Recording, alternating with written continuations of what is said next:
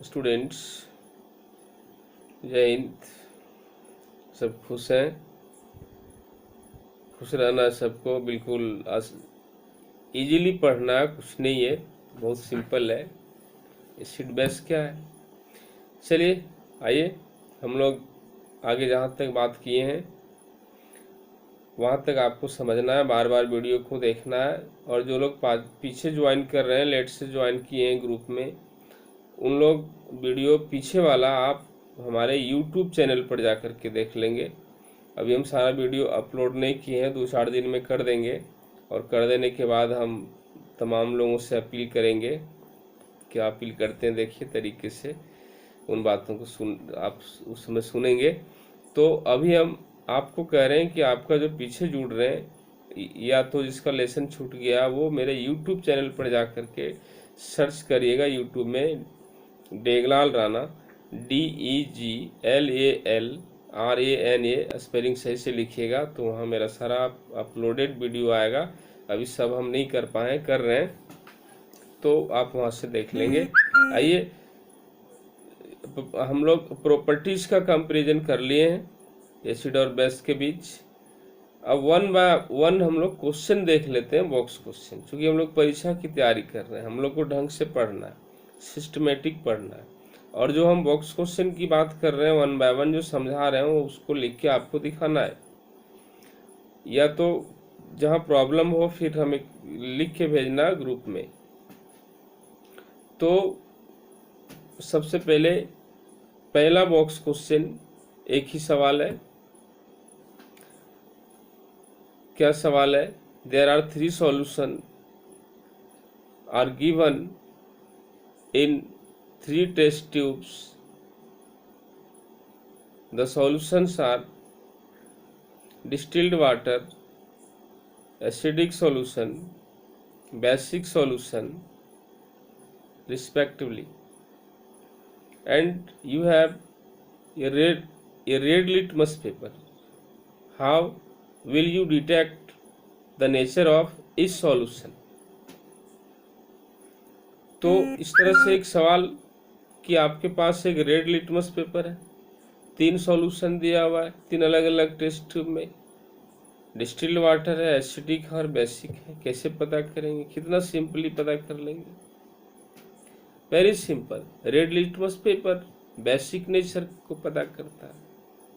We can easily detect the nature of each solution by using red litmus paper. At first, we will detect basic nature solution because of change in color of red litmus paper into blue in color, that is represent the solution is base. तो some drops of the solution are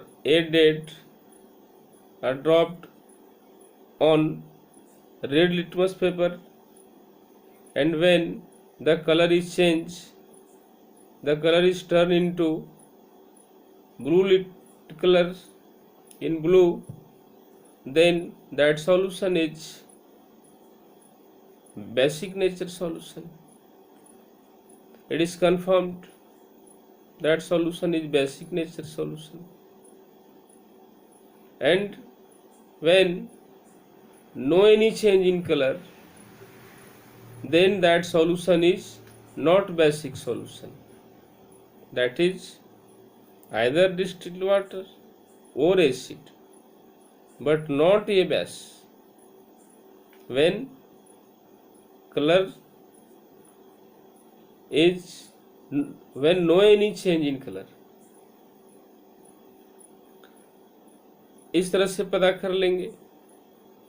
जब colour बदल गया, जिस solution को डालने से red litmus paper blue हो गया, तो समझेंगे वही बेस है। कोई कलर चेंज नहीं हुआ तो बेस नहीं है।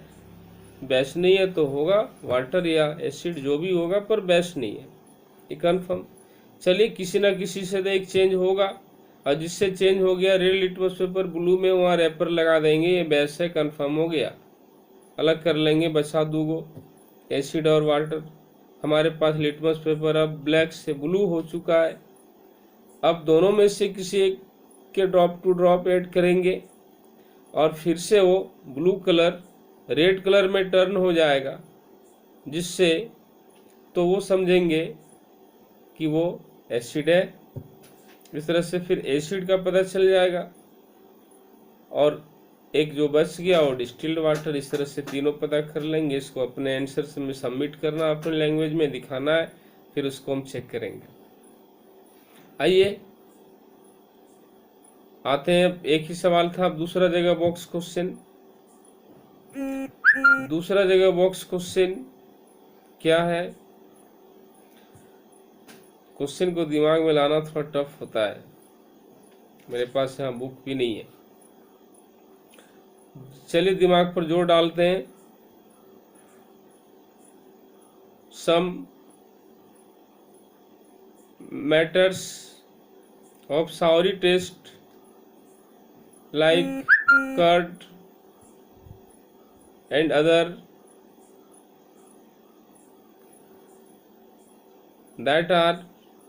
that should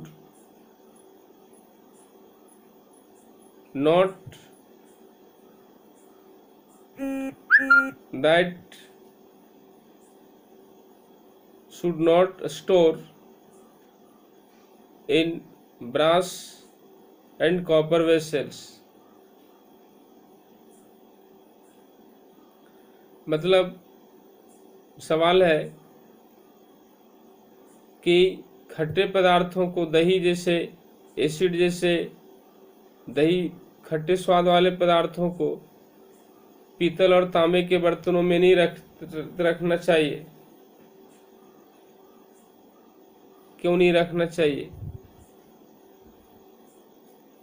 तो इसका आंसर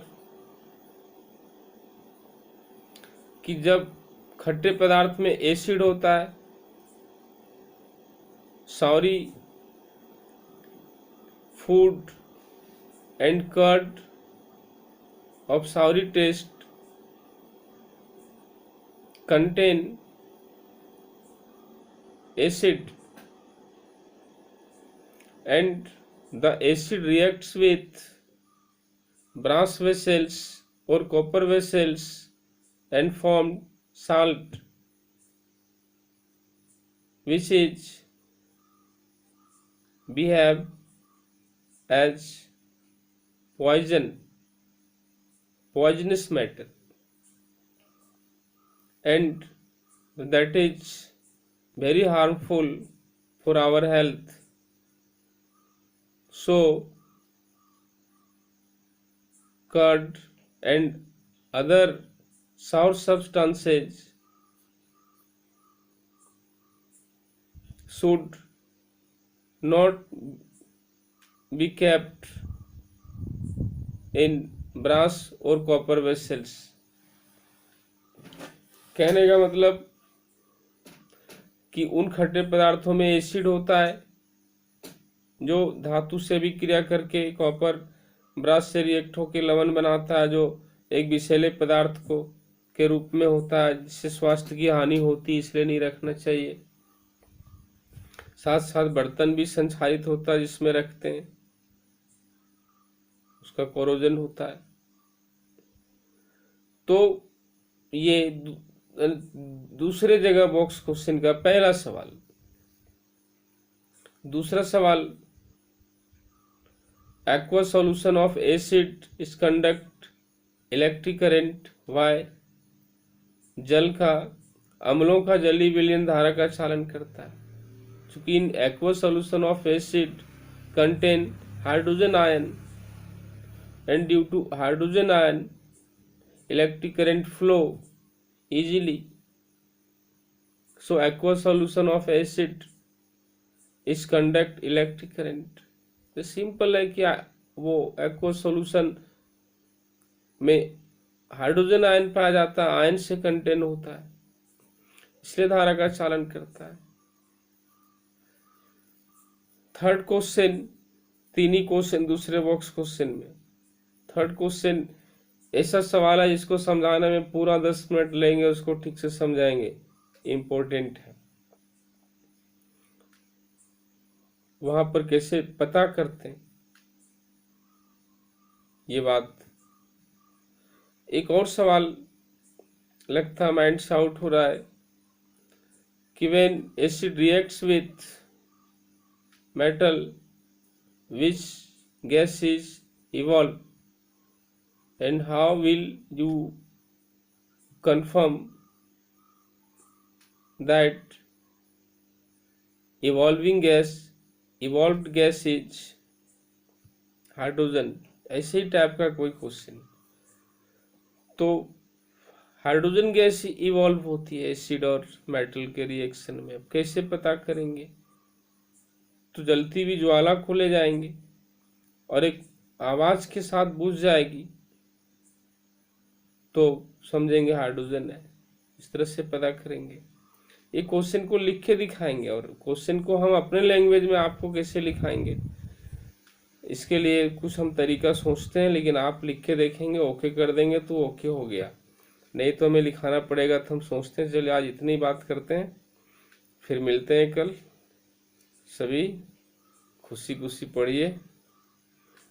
कल आप लोगों को थोड़ा और खुशनुमा बात करेंगे। Thank you.